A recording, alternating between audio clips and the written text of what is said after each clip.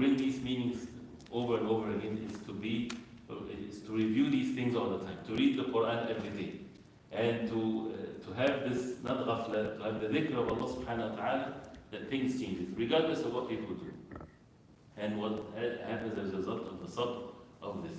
Then the nafs that is difficult for you, like this camel that is tough for you to control, becomes فَإِنَّهَا تَلِينُ وَتَنْقَادُ. Your nafs becomes lenient to you. And as we mentioned this, you deal with your nafs like it's someone else. It's your enemy. So you keep on working on it till it becomes submit itself to you. منشرحة الصدر with ease, محتسبة, you seek rewards from Allah, hoping for the rewards from Allah subhanahu wa ta'ala to attain this. The last thing, so that we will keep you long and continue inshallah ta'ala tomorrow, it says, وَمِنْ أَعْظَمِ أَسْبَابِ عُلُوِّ الْهِمَّةِ وَرَغْبَةِ الْعَبْدِ فِي مَكَارِمِ الْأَخْلَاقِ. One of the great means to have عُلُوِّ الْهِمَّةِ. عُلُوِّ الْهِمَّةِ is to have a high zeal. Either a person have a low esteem in his life, he doesn't care if he's bad mannered or whatever. This is someone that needs to work on himself. But one of the means to have a high zeal, that you want to perfect yourself, that you want to attain the highest levels. And ورغبة العبد في مكارم الأخلاق, to have good manners, because this is, again, if a person doesn't have this zeal, he's not going to have good manners. وإنها أولى ما اكتسبته النفوس, and this is one of the best things that the nufus would attain, and the best ghanima, the best attainment of things is according to how strong you have the raghba or the zeal to attain it. It becomes easy for you. So again, we need to work on raghba, we need to work on our zeal to increase it, to strengthen it, that I want to have the best manners. Not just by saying, but you have to increase that zeal. And that also related to what's mentioned before, is by getting to know the rewards of it, the virtues of it.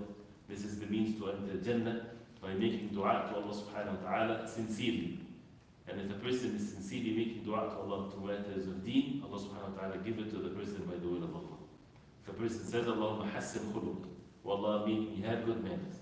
Kama hassanta khalqi, the way that you perfected my physical body. May Allah give me good manners. Sincerity. Allah subhanahu wa ta'ala will make it easy with the person if he's truthful with Allah subhanahu wa ta'ala. And as a rule, right, and that shows that if you are sincere, you will attain what you seek, inshallah, by the will of Allah. إذا رغب العبد في شيء قدر عليه. We should teach that to our children. We should remember this statement. If you have the zeal for something, you'll be able to do it. Why you have the inability? Because you don't have the zeal for it. Not, of course, it's not for everything, but this is how things are. Especially that if it's attainable, if it's something that it's in one capacity. Salatul Fajr in the masjid. You have the means to come to Salatul Fajr in the masjid. Why you don't come? Because you don't have enough zeal to come to the masjid. So work on that raghba by getting to know the rules of it, sins, effects, and so on. So once a person has this, he will find himself, the physical actions is so easy. So to attain that is to be away from the ghafla, to read the Quran on a daily basis, to do the morning and the evening adhkar, to pray the night prayer, to fulfill the obligatory salah, to put the effort and the mujahada and the obligatory actions. Allah subhanahu wa ta'ala will make it easy for the person for the rest. We'll stop here inshallah ta'ala for now and then continue.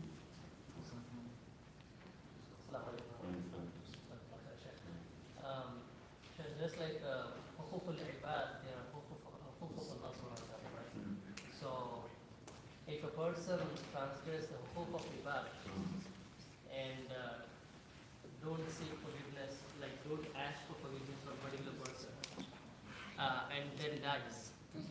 Of course, Allah subhanahu wa ta'ala can forgive all his sins or not, but is it right to say that if you transgress any hukuk of an ibad and you don't seek forgiveness, you die? How is that then? This is one of the problems, one of the huge obstacles in one's life.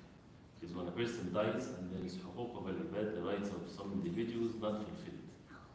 Because if it's the haqq of Allah, Allah subhanahu wa ta'ala is the most forgiving. But the human beings, they're stingy. They don't forgive even if it's the closest person to you if they die. The day of judgment, they run away from each other. They want as much rewards as they can. So question is, if a person dies when he has this, Allah subhanahu wa ta'ala is the most merciful. People need to, for those who are, they truly love him, they should fulfill all of these weaknesses. He left things that would people know, whether it's money, whether it's something else, they have to do this. The rights has to be fulfilled. If not, then Allah subhanahu wa ta'ala is the most just and He's the most merciful. And He knows best what each and every person is upon. And that's why it's important in our life that we make sure that we don't have anything lingering when it comes to the huquq, the rights of the people. And that's also ilm. Ilm to avoid transgressing the limits and the rights. And everyone has rights on us and they have obligations. Wives, children, all of these types of things. And we have to know these rights and to fulfill it. And then we have to also the knowledge of what if a person transgresses the limits, how to fix it. Everything is fixable in this life if a person is still alive. Nothing is unfixable. If he's still alive, everything is, even if that person died that he had committed injustice against, or he doesn't find him anymore, or they're lost, there's always ways to give charity on their behalf, to give the inheritance of his day. If there is inheritance, they have to be given if it's money, not to give it to charity and that's it. So there's always ways if a person is still alive. That's why to take advantage of being alive to fulfill all of these rights.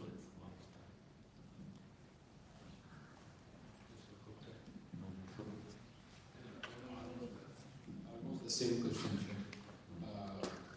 We had a problem with one of the brother, and we tried to reach him, and saying just forget about it, whatever. And we tried to reconcile and try to close the chapter.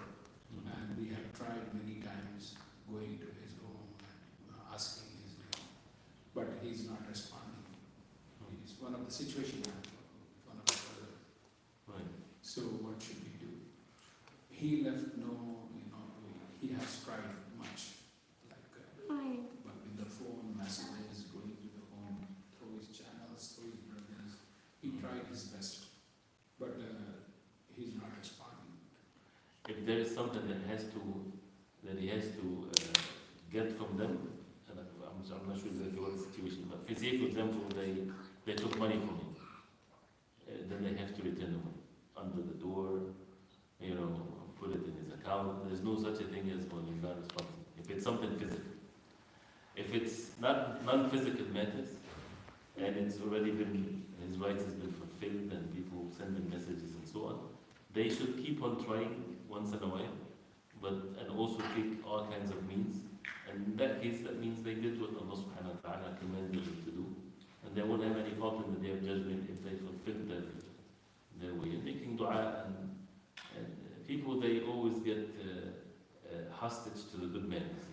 If people take another step, usually brothers, they have goodness, something in their hearts, but maybe we're not able to. There's still some form of, I don't want to say arrogance, but maybe we should accuse ourselves. Maybe we're not doing it in the right way. Maybe we're not humbled enough to him that would make him. Maybe find someone that he respects, that would enforce the matter, that he would not reject. Even some of the Sahaba, when some issues with Urwa, the nephew of Aisha radiallahu anha, when she refused to meet him for so long because he said something about her. He was, mashallah, smart that he brought someone that she would respect, and he entered with them. And then they reminded her of Allah subhanahu wa ta'ala, and it was a religious thing. She was not doing that because of her personal things, but because for the sake of Allah. And made her be in tears, and he was forgiven. So having something, one of the means. He has tried that too. He's trying still. The company that he lives with, surrounded by the people who doesn't care about thee. Even if you ask them, come to the scholar, let's sit down, and whatever your choice, your masjid, your scholar, openly you are telling them, let us settle down, keep Quran, whatever. These people doesn't move an inch. That's incredible, honestly. Allah does not put burden on someone over his capacity. You can't control people.